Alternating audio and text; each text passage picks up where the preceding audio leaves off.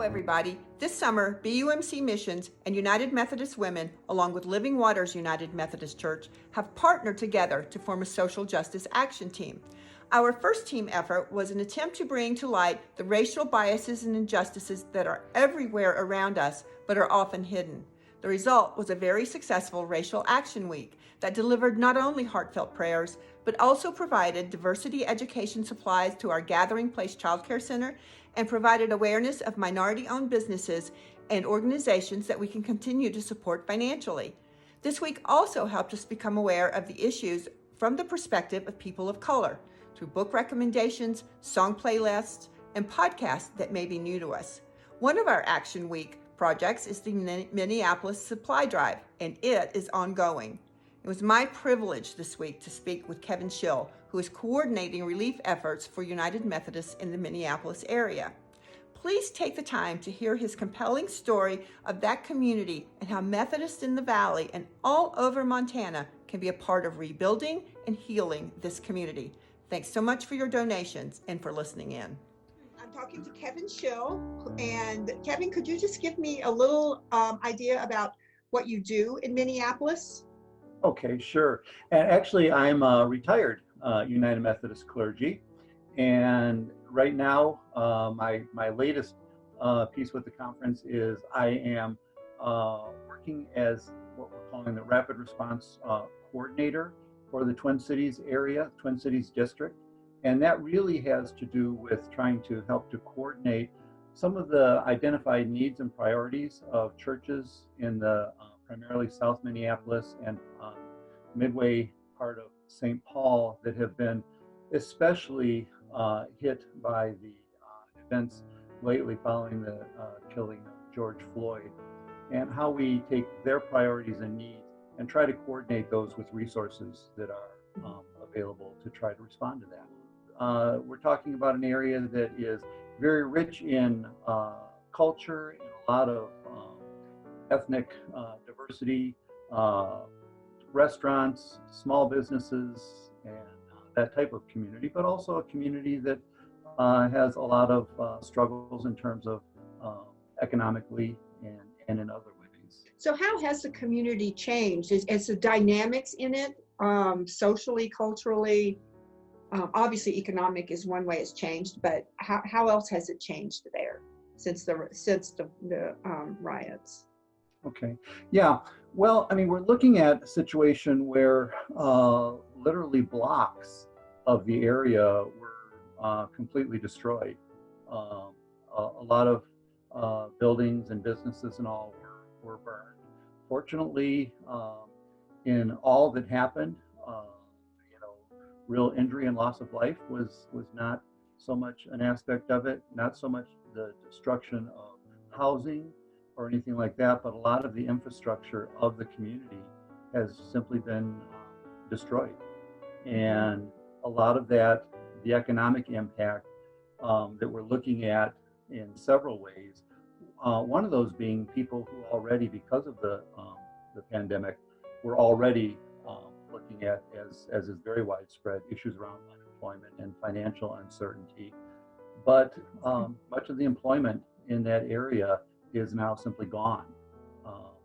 Probably about 70% of the businesses that were destroyed in the community were small, less than 10 employee businesses, primarily. Most of those minority owned. Some of those will seek to rebuild.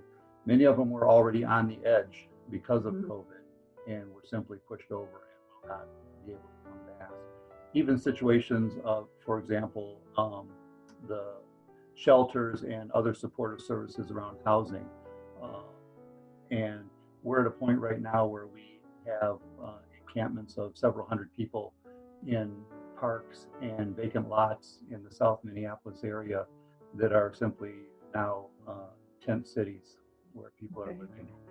And so those have been some of the kind of things that the community has tried to deal with in the midst of kind of seeing its infrastructure and support systems torn apart.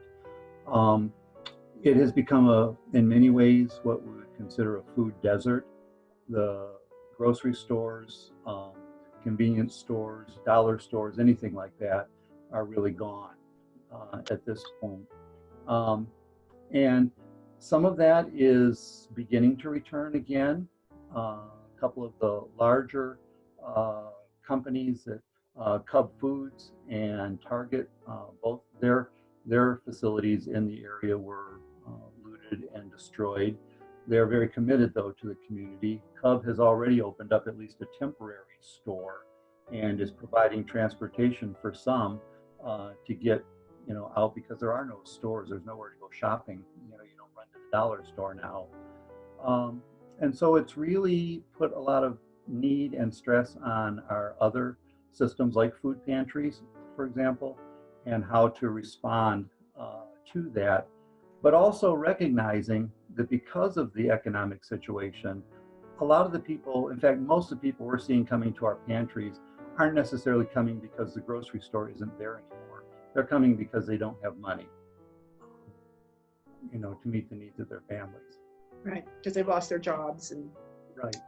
this process also. So how long out are we looking at recovery, rebuilding? And that's as you can imagine, a pretty complex issue.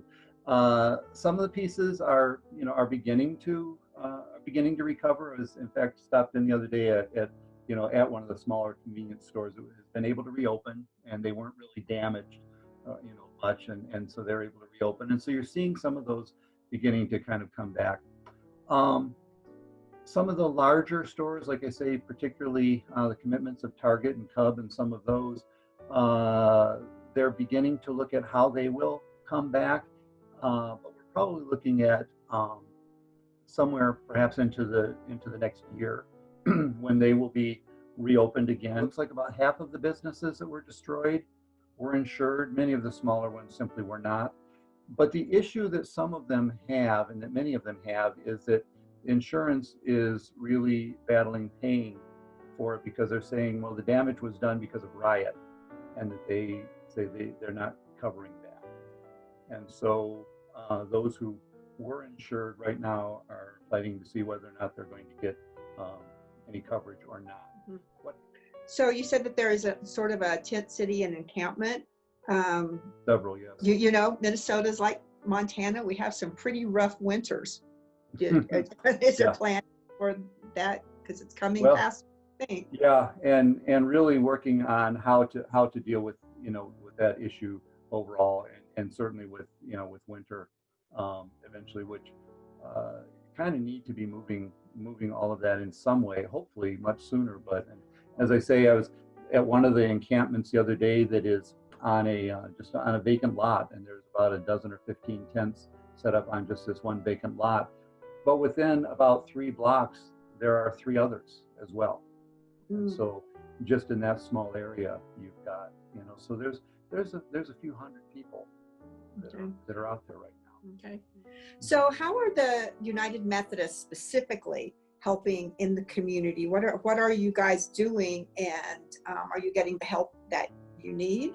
Part of what we've looked at there is in 3 areas. One is the need for crisis counseling. This has been a lot of trauma for people, and so the need for counseling, both immediate crisis counseling, but trauma that has really been stirred, that's been there for a long time, that these issues have simply brought to the fore. And so part of it is for mental health issues, and how do we work as churches and in partnership with others to meet that. Part of that one also then has to do with how do we respond to the housing need, which I think in many places, and certainly in South Minneapolis and St. Paul area, is I think is going to be a tsunami that is yet to hit, because right now people are not being evicted. There are stays on eviction, but that will be lifted. And the fact that there are stays doesn't mean the rent isn't adding up. And so part of it is how do we try to respond to some of those issues that are coming. And the third part has to do with some of the immediate needs around food and other just daily necessities.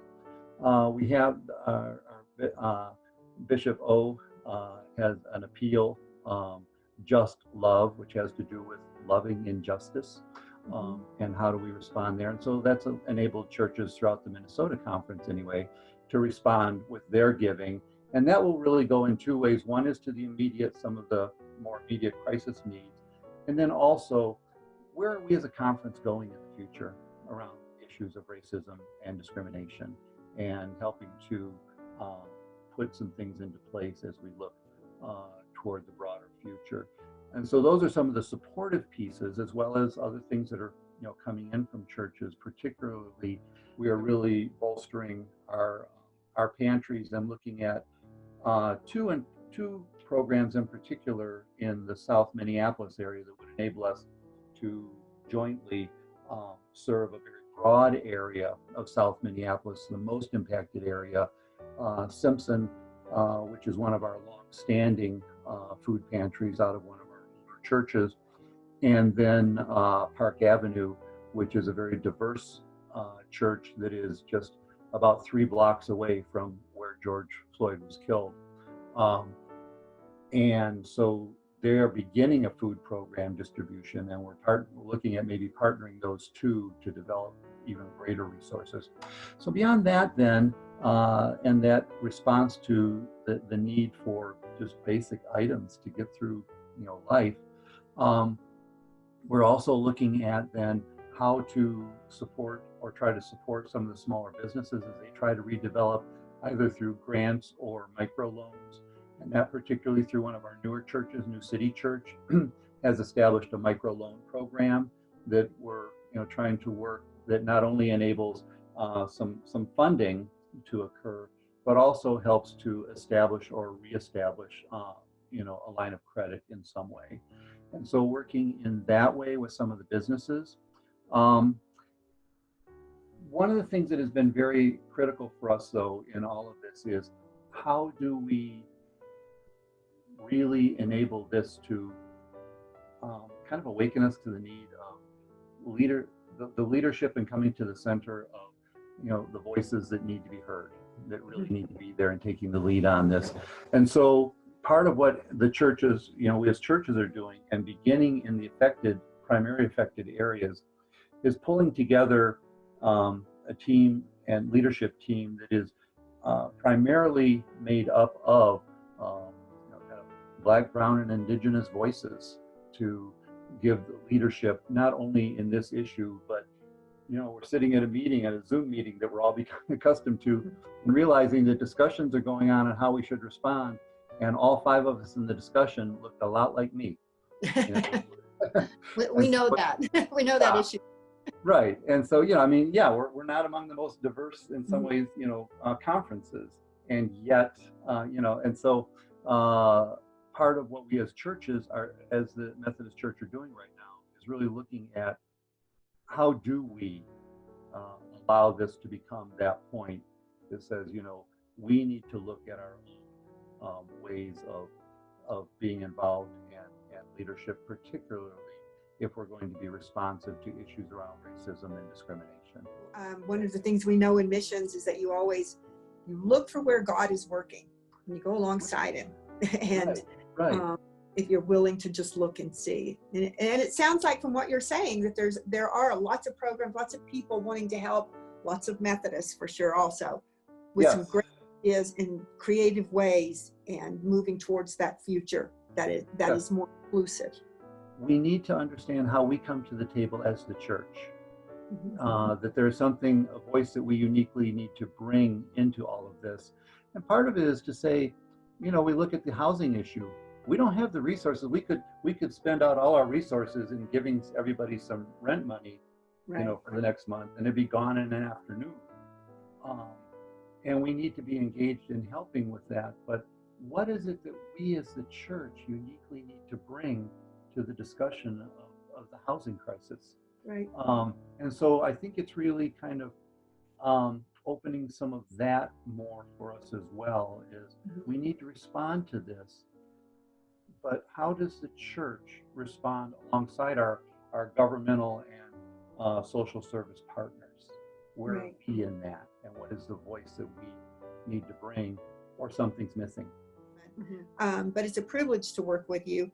And as we've talked earlier, the two of us, we're doing our best. We are doing a supply drive for Minneapolis with Yes. some of the non-perishable items that you said you needed. And after that initial rush was over, we want to bring it in there. So that's what we're working towards.